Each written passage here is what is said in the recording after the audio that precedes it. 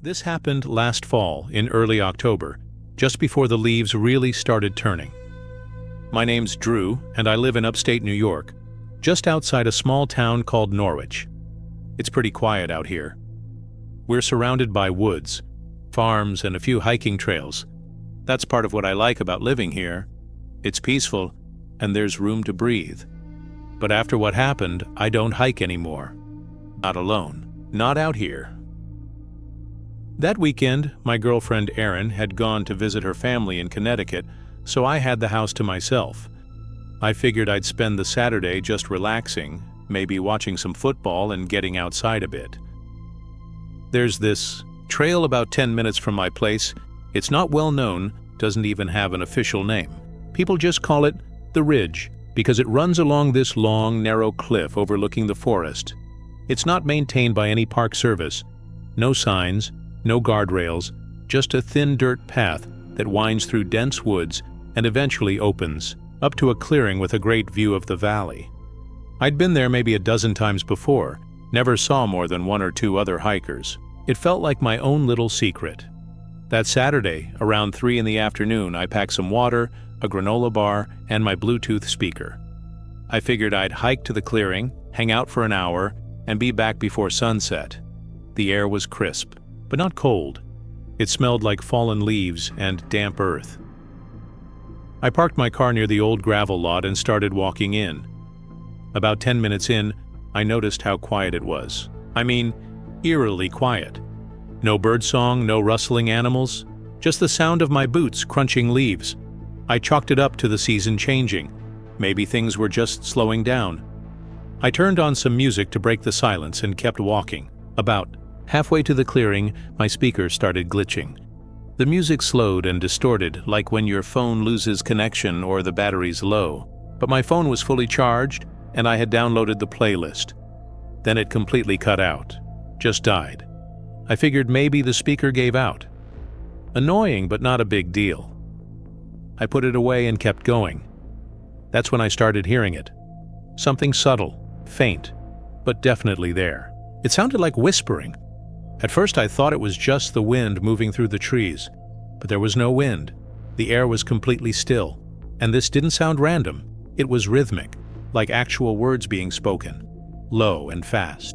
I stopped walking and looked around, thinking maybe someone else was on the trail behind me. Nothing. I was alone, but the whispering kept going, always behind me, never in front. I turned and called out, "Hello?" Just in case. No answer. Just more whispering. Then silence. I stood there for a few seconds, trying to rationalize it. Maybe it was water under the rocks or a squirrel making weird noises. I pushed forward, a little faster this time. When I got to the clearing, the light had started to fade more than I expected. The sun was low, casting these long shadows across the trees. I sat on a log near the edge and tried to shake off the unease. I took a few sips of water and checked my phone. No service, not surprising out here. Then I heard it again, not whispering this time. Footsteps, crunching leaves, steady, slow, coming from the path I just came down. I stood up and scanned the tree line. Nothing. I called out again. "Hey, who's there?" Nothing. The footsteps stopped. I waited, listened, my ears straining against the silence. Then something stepped out from the trees. It was a man, or at least I thought it was a man at first. Tall, pale, bald. But what I noticed first, what I couldn't stop staring at, was that he had no face. Not like it was hidden. There was just nothing. No eyes, no nose, no mouth. Just smooth, pale skin stretched over where a face should be. I froze. I couldn't move. I didn't even breathe. He didn't come any closer. He just stood there, on the trail, staring, or whatever the equivalent of staring is when you don't have a face. Then, he tilted his head, not like someone confused, more like a dog hearing a noise it recognizes. And the moment his head tilted, the whispering came back. Louder this time, but not coming from him. It was around me, everywhere at once. Hundreds of overlapping voices. Fast, breathy, unintelligible, I clamped my hands over my ears, but it didn't help. It was inside my head now. I backed away slowly, tripping over the log behind me, landing hard on the dirt. My eyes stayed locked on him. He didn't move. Then, as suddenly as he came, he turned and walked back into the woods, vanished into the shadows like he was never there. The whispering stopped instantly. I didn't wait. I grabbed my bag and sprinted down the trail. I didn't care if I twisted an ankle or ran into a tree. I just ran. Every shadow looked like him. Every rustle made me flinch. When I finally reached my car, I jumped in, locked the doors, and sped off. My hands were shaking so bad I could barely grip the wheel. I didn't tell Erin when she got home. I didn't even tell my brother, who's the only person I've hiked with out there. I just stopped going. But that wasn't the end of it. For the past few months, I've been hearing whispers, sometimes when I'm in the shower, sometimes when I'm about to fall asleep. It's faint, like it was in the woods, but it's the same tone, the same rhythm, always just out of reach, like if I could turn fast enough, I'd catch it. And then last week, something new happened. I was driving home from work. It was late, maybe 11 p.m., and I took the back roads like I always do. It's quieter, faster, less traffic. There's this one stretch that passes a dense patch of woods. I know it well. I've driven it hundreds of times, but this time, my headlights caught something on the side of the road. It was him. Standing just at the edge of the trees, same height, same pale skin, still no face, just watching. I slammed on the gas and didn't look back. That night I dreamt of the clearing, except this time I wasn't alone. The trees were filled with others, dozens of them, all pale, all faceless, all whispering, and one by one they turned to look at me. I don't know what I saw out there. I don't know what followed me home, but I do know this. There's something in those woods, something that watches, something that remembers. And if you hear whispering on a trail in the middle of nowhere, don't stop. Don't look back. Just run.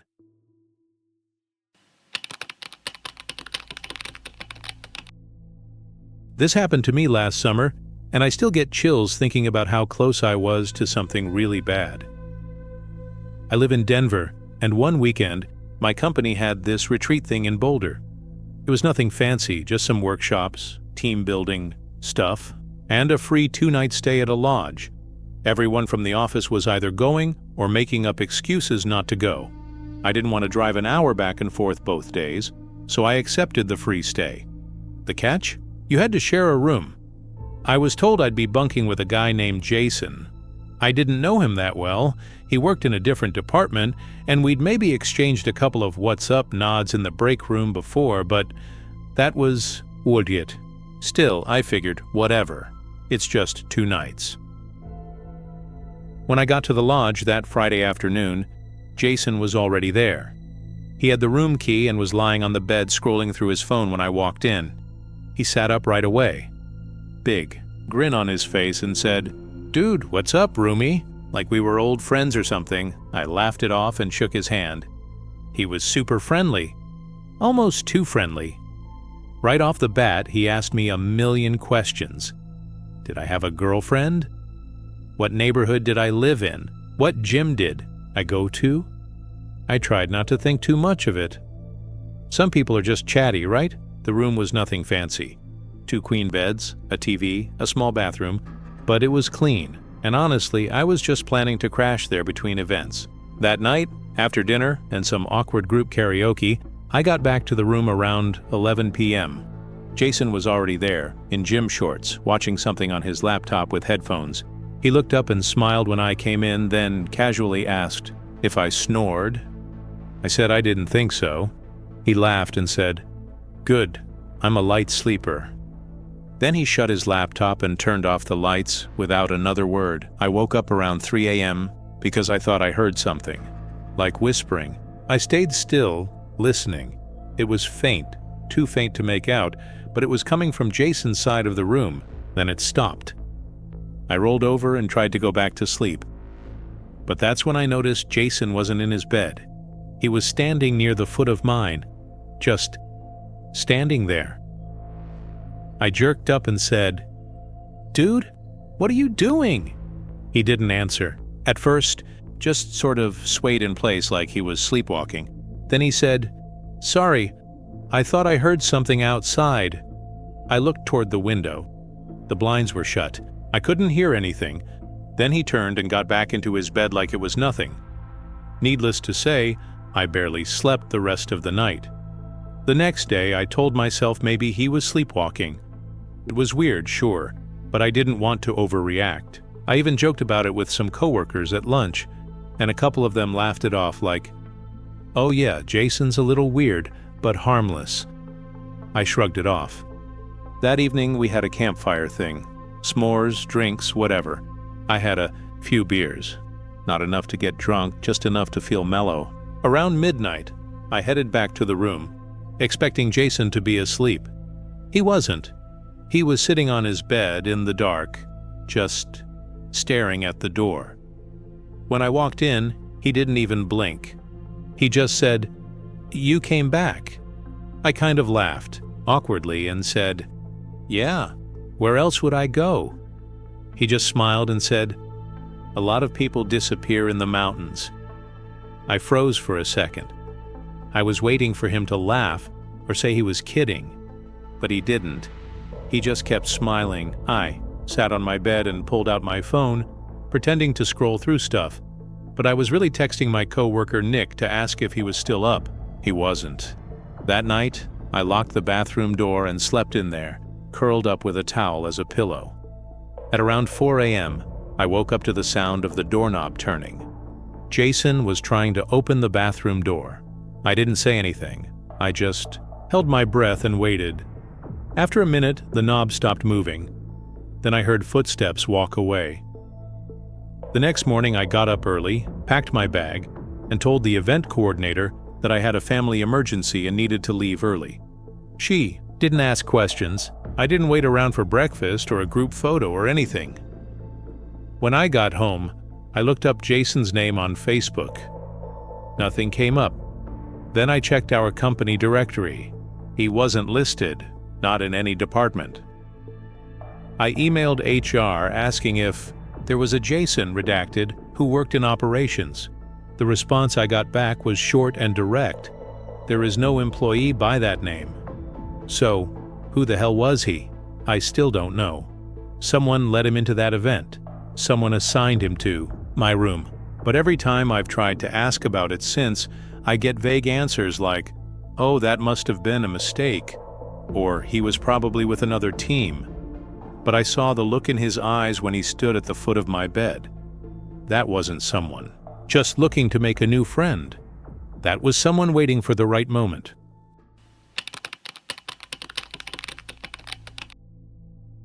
I grew up in a small town on the coast of Maine, the kind of place where the ocean air hangs heavy and salty all year long, and everyone knows each other's boats by name.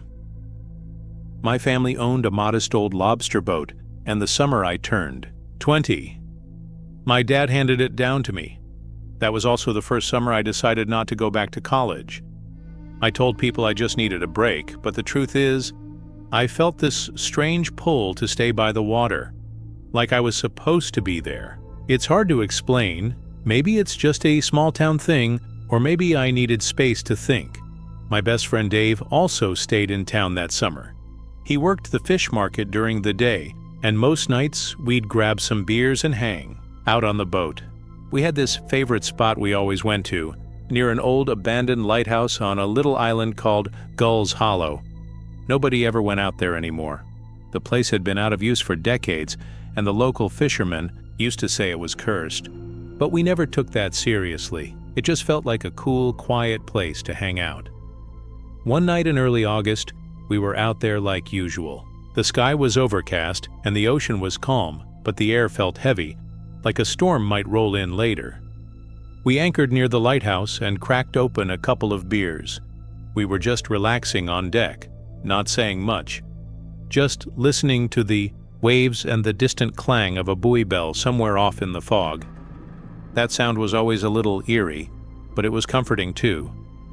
familiar. Around midnight, the wind picked up slightly, just enough to rock the boat a little more than usual. Dave took a sip of his beer, looked at me and said, "You ever feel like we're not alone out here?" I chuckled, but something about his tone made me uneasy. I had felt it before, that strange feeling, like the water itself is watching you, but I always brushed it off as just the isolation, or maybe the booze. Then we heard it. 3 sharp knocks against the side of the boat. It wasn't the water slapping the hull, and it definitely wasn't a fish. These were deliberate, like someone tapping wood on wood. We both froze. "There's no way that's natural," Dave said under his breath. I grabbed the flashlight from the cabin and scanned the water. Nothing, just black waves in the shadow of the lighthouse behind us. No boats, no swimmers, no driftwood. Dave moved to the other side and suddenly said, "Dude." The buoy bell stopped. I hadn't even noticed until he pointed it out. But he was right. That constant, rhythmic clang, gone. It was dead silent, except for the boat creaking and the ocean moving beneath us. Then, another knock, this time from the back of the boat. Slower, louder. I spun around with the flashlight just in time to catch a glimpse of something slipping beneath the surface. Something long and pale. It vanished before I could really see it. But it wasn't a fish.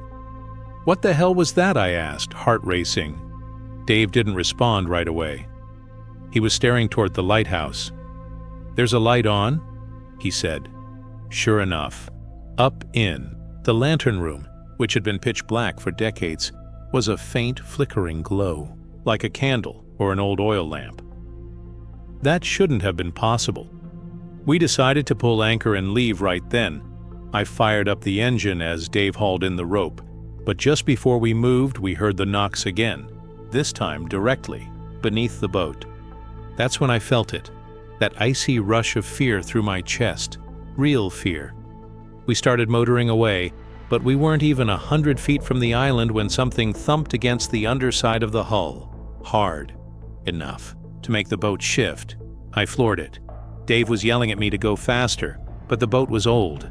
It didn't go fast. I kept looking behind us, expecting to see something surface, but the water was empty. When we got back to the docks, we didn't say much, just tied the boat up and went home. That night I didn't sleep. I kept hearing those knocks in my head. The next morning I went to the harbor master's office and casually asked if anyone had been out near Gull's Hollow the night before. He looked at me and said no. No boats had logged a trip in that area.